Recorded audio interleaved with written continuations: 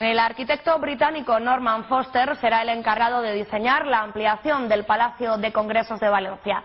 El proyecto contempla la construcción de un edificio contiguo al actual con un valor aproximado de 24 millones de euros a cargo de la entidad.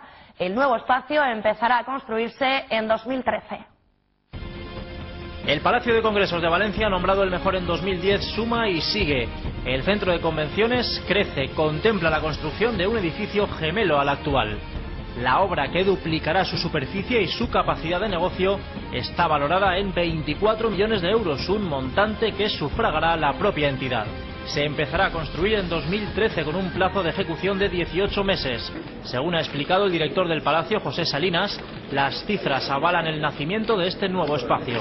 La realización de este proyecto repercutirá en un incremento de más de 30.000 asistentes anuales adicionales a congresos nacionales e internacionales, que generarán un impacto económico en la ciudad de otros 50 millones de euros al año. Esto representa más del doble de la inversión prevista.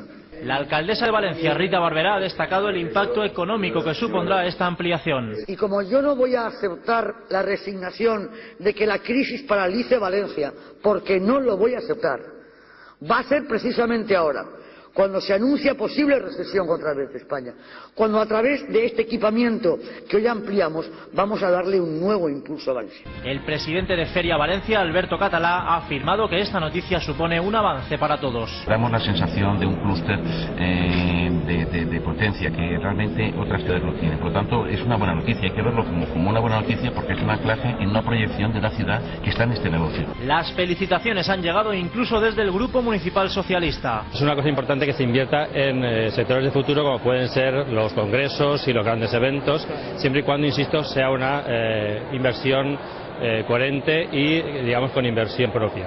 Desde su inauguración en 1998, el Palacio de Congresos ha acogido 2.000 eventos, ha recibido más de 1,5 millones de visitas y ha generado una inyección económica para la ciudad superior a los 700 millones de euros.